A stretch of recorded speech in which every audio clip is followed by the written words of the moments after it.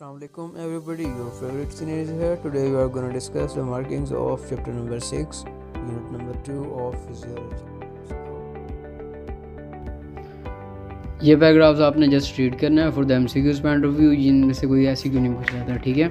Just for the MCQs आपने read करना है और उसके बाद ये डायग्राम आपने करनी है, ठीक है। अच्छे से ये पूछ ली जाती है कभी। और उसके बाद ये पैराग्राफ जो है सार्कोप्लाज्म वाला, ये आपने रीड करना है for the MCQs point of view. Sarcoplasmic reticulum is a specialised endoplasmic reticulum of the skeletal muscles, ये भी आपने जस्ट रीड करना है for the MCQs point of view. General mechanism of the muscle contraction is a UQ, ये आपने सारा करना है, अच्छे से करना है। उसके बाद molecular mechanism of the muscle contraction, इसमें स्लाइडिंग फिलामेंट मॉडल दिया हुआ है, ये आपने करना है। इसकी डायग्राम आपने करनी है, ये जो दो डायग्राम्स दी हुई हैं ये आपने करनी है अच्छे से, ठीक है। Molecular characteristics of the contractile filaments, ये आपने जस्ट रीड करने हैं सारे paragraphs just for the MCQs, ये भी आपने सारे एमसीक्यूज के लिए करना है। एडिनोसिन ट्राइफॉस्फेटेज एक्टिविटी, ये आपने करना है अच्छे से, और ये यहाँ से एमसीक्यू काफ़ी पूछा जाता है, ठीक है। Actin filaments are composed of actin, tropomyosin and troponin molecules, इनका ये किस तरह से अटैच होती हैं, ये सारा मैकेनिज्म यहाँ पर दिया हुआ है, ये आपने जस्ट रीड करना है for the MCQs, not for the MCQs. Troponin and its role in the muscle contraction, ये भी एमसीक्यूज के लिए आपने रीड करना है। और interaction of the myosin filament to the to actin filaments and calcium ions, इसका जस्ट आपने मैकेनिज्म देखना है कि ये किस तरह से अटैच होते हैं, और ज़्यादा डीपली से नहीं करना, ये जस्ट एमसीक्यूज के लिए आपने करना है। After that activation of the actin filaments by the calcium ions, इसके फर्स्ट 3 to 4 लाइंस आपने नहीं करनी, बाकी आपने सारा करना है जो मैंने मार्क किया हुआ है, ठीक है। उसके बाद interactions of the activated actin filaments and the myosin bridges walk along theory, ये आपने करना है, अच्छे से करना है। इसमें पावर स्ट्रोक की डेफिनेशन भी सेपरेटली 1 या आधे नंबर की वो पूछते हैं, तो वो भी आपने अच्छे से करनी है, और इसकी डायग्राम भी आपने करनी है, ठीक है। आफ्टर दैट फैन इफेक्ट, इसकी डेफिनेशन आपने करनी है अच्छे से, ठीक है। और इसका मैकेनिज्म यहाँ पर दिया हुआ है, 3 to 4 पॉइंट्स हैं, ये भी आपने करना है, ठीक है। और उसके बाद the amount of actin and myosin filaments overlap during the tension developed by the contracting muscle, ये जस्ट आपने just for the conceptual point of view आपने ये करना है सारा।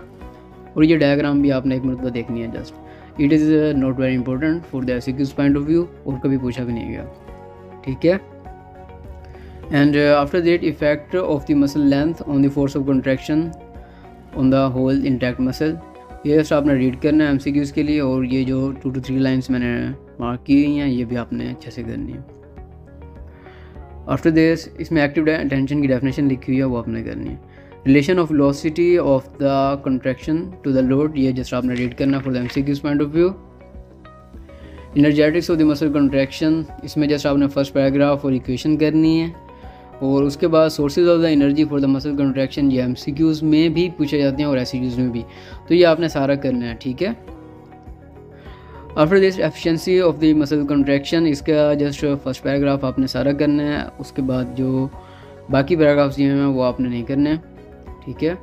Contraction of the whole length muscle contraction, इसमें isometric and isotonic contractions दी हुई हैं, ये आपने अच्छे से करनी है, इनकी डेफिनेशंस करनी है, और इनकी एग्जांपल्स दी होती हैं कुछ एक्सरसाइज की, वेट लिफ्टिंग में, रनिंग में कौन सा मैकेनिज्म यूज़ हो रहा होता है, तो वो आपने इनकी रिस्पेक्टिव डेफिनेशंस भी करनी है, एग्जांपल्स भी करनी है।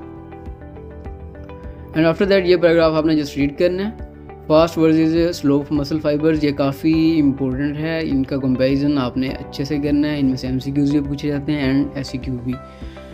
और उसके बाद mechanics of the skeletal muscle contraction, इनकी जस्ट डेफिनेशन और आपने मोटर यूनिट की डेफिनेशन आपने करनी है। और उसके बाद जो इधर एक ग्राफ दिया होगा ये वाला, ये आपने अच्छे से करना है, ठीक है। और इनकी डेफिनेशन आपने करनी है, force summation and multiple fibre summation and frequency summation, sorry, ठीक है। Maximum strength of the muscle contraction, ये पैराग्राफ आपने करना है। Changes in the muscle strength at the onset of the contraction, the staircase effect, it is very important, ये आपने करना है, इसकी डेफिनेशन करनी है, इसका मैकेनिज्म भी आपने करना है। स्केलेटल मसल टोन जस्ट आपने रीड करना है, ये एमसीक्यूज में पूछा जाता है। मसल फटीग अच्छे से करना है आपने, ठीक है। Liver systems of the body आपने नहीं करने, इनमें जस्ट आपने positioning of the body part, ये जो 3 लाइन्स दी हुई हैं जस्ट आपने ये रीड करनी है for the MCQs point of view. Remodelling of the muscle to match the function, ये आपने करना है, this is important. Muscle hypertrophy कब होती है, मसल एट्रोफी कब होती है, कैसे होती है, इनका मैकेनिज्म क्या होता है, ये आपने करना है। और इसको आपने ब्रीफली करना है, ज़्यादा डिटेल में आपने नहीं करना, ठीक है। जिस मेन पॉइंट्स आपने नोट करना है जिस वही करना है आपने। हाइपरप्लेजिया कब होता है, ये सारा आपने करना है, ठीक है।